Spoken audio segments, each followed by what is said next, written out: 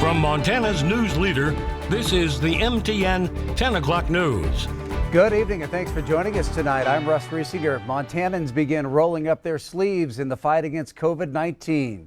The first vaccines for the coronavirus arrived this week here in Billings, and today the first shots were given out as hope grows that there could finally be a light at the end of the tunnel for the pandemic. Well, 5 Billings Clinic staff members across the healthcare spectrum received the first Pfizer COVID-19 vaccines today. Q2's Mitch Legge was there to show us how it all unfolded.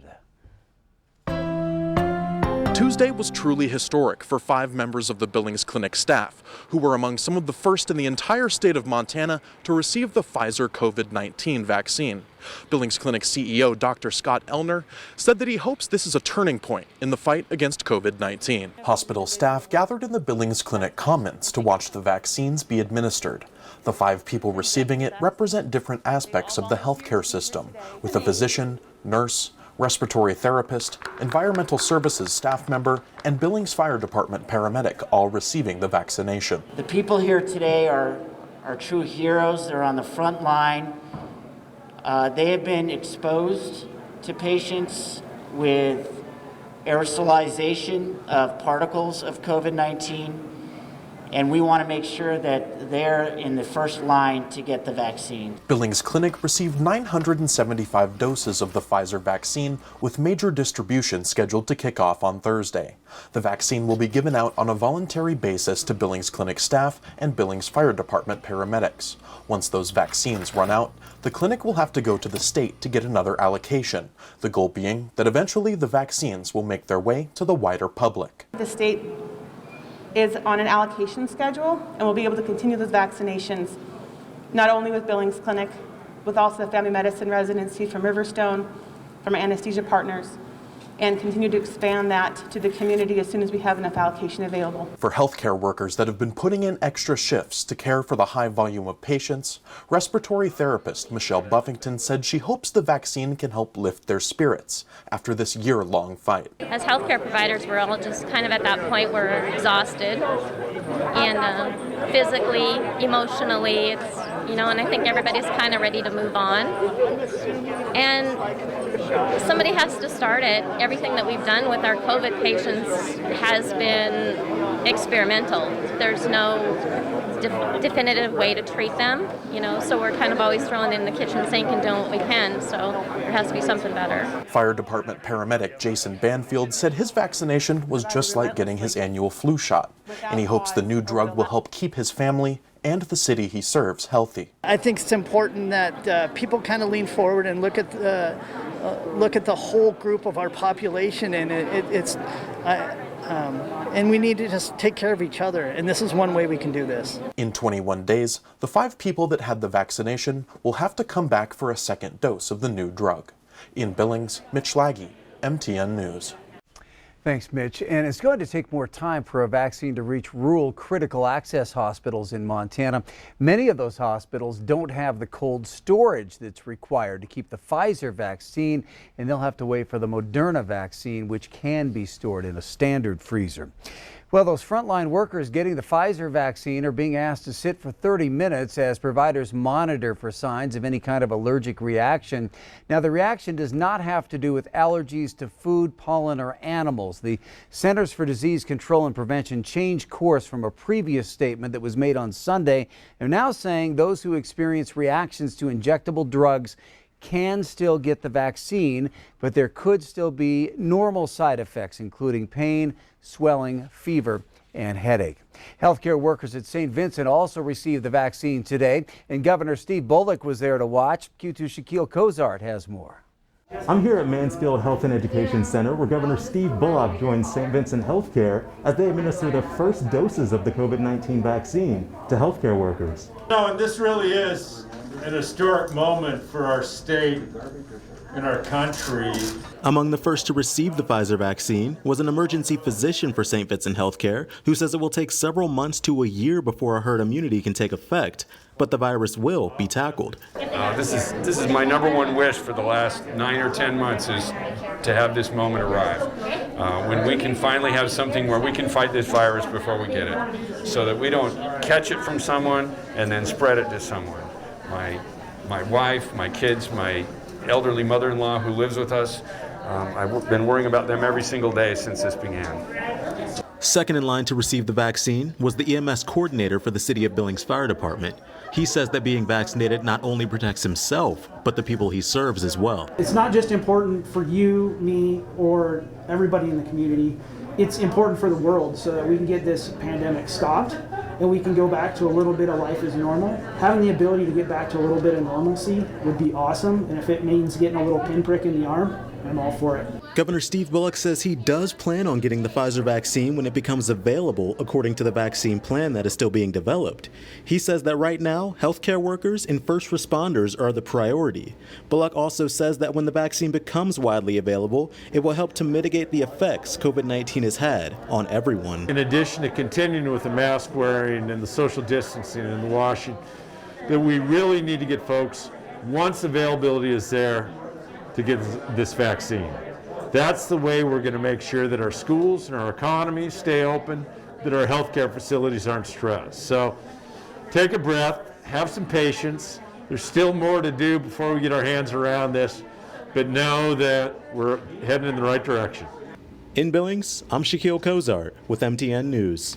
Thank you, Shaquille. Across Montana, there were 29 more deaths related to COVID-19 reported today. 15 of those additional deaths are from right here in Yellowstone County. However, Riverstone Health reports this large number is mainly an update of additional deaths that happened between September and December. Several neighboring counties also report deaths today, including Bighorn County, where the death toll has now reached 58. A Laurel man admitted to an illegal attempt to obtain $35,000 in coronavirus relief money. 37-year-old Matthew Jason Welch pleaded guilty to wire fraud in U.S. District Court in Billings today. Prosecutors said in court documents that Welch submitted a false payment protection program loan application back in April to a lender in the name of his firm, Welch Sole Proprietorship. Now, Welch was identified as the sole owner of the business and claimed he was seeking the money for payroll, lease, mortgage interest costs, and utility costs. In the application, he wrote that he had no pending criminal charges, which would have disqualified him from the federal loan. Law enforcement later discovered criminal proceedings against Welch in district courts in Montana and Wyoming. They believe he planned to use that PPP money to pay off restitution in one of those cases. Welch faces a maximum of 20 years in prison and a $250,000 fine. More details were released today as a 17-year-old Billings boy accused of shooting and killing a 17-year-old girl pleads not guilty to felony deliberate homicide. That shooting happened December 6th at a home in the 800 block of Wyoming Avenue. Police found the girl in a bedroom with a gunshot wound to the head, apparently from a stolen .45 caliber pistol. Court documents reveal while drinking with some friends, Xavier Charles allegedly pointed the gun at the girl. When she jokingly said he wouldn't do it, he did. Police say Charles asked to be placed in handcuffs and told officers several times that he had killed the teen. Charles, who is charged as an adult, is being held at a detention youth center on a $500,000 bond. All right, turning to Chief Forecaster Bob Mcguire now. Bob, we're still a ways off, but we're getting an idea what the weather might be looking like around Christmas Day. Yeah, this is a big run up to Christmas, and a lot of folks are concerned about what's the weather going to do. Well, we thought we'd show you the 6 to 10 day outlook. So this takes us from December 21st through December 25th. And as you'll notice here, it looks like it's going to be a little bit warmer. In fact, it looks like it's going to be a lot warmer than average across the northern plains, including much of Montana and including the Billings area as well. What about precipitation? Well, as you can see here, it looks like our chances are going to be equal here in Montana. Basically, it's equal chances of being above or below normal precipitation. So it's just about normal for us. So for us, we about every 49% of the time we have a white Christmas. 51% of the time we usually have a brown Christmas. So we'll see what happens. It's kind of a toss-up to see who will have a white or a brown one. But I think maybe this time it might not be just a very white Christmas. It might just be a dry one. Back to you, Russ. All right, thank you, Bob. President-elect Joe Biden stumped in Georgia with Democratic Senate candidates Raphael Warnock and John Ossoff. 6 weeks have passed since Election Day, and today top Senate Republicans are finally acknowledging the results publicly. Michael George is in Wilmington, Delaware with more. Let me start with two simple words.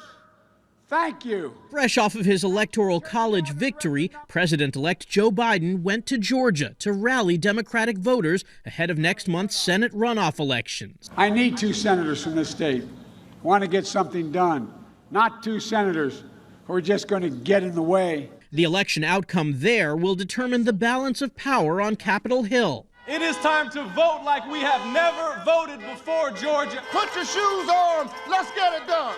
Earlier, the president-elect said he had a phone call with Senate Majority Leader Mitch McConnell, who finally acknowledged Mr. Biden's win publicly. I want to congratulate President-elect Joe Biden. I called him to thank him for the congratulations. Told him, although we disagree on a lot of things, there's things we can work together on. After the Electoral College certified his win, President-elect Biden denounced President Trump's attempts to overturn the election results in the courts, calling it an unprecedented assault on our democracy. But President Trump is not backing down and continues to make unsubstantiated claims of voter fraud. The president is still involved in ongoing litigation related to the election. Yesterday's vote was one step in the constitutional process. Meanwhile, the president-elect and vice president-elect continue working on their transition. Sources tell CBS News Mr. Biden plans to name former Michigan Governor Jennifer Granholm Energy Secretary and former South Bend, Indiana Mayor Pete Buttigieg Transportation Secretary. Michael George, CBS News, Wilmington, Delaware.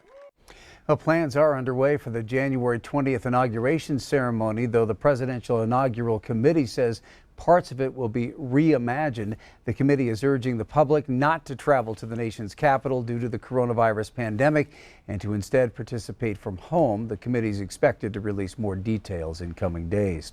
Still ahead on the MTN 10 o'clock news here on Q2, a rocking rebound. We hear from a Montana duo who are still making music and turning albums during this pandemic. Plus, they say defense wins championships. We'll look back 25 years as the Montana Grizzlies landed on top of the college football world, thanks in part to one tough D. That story coming up in just a bit.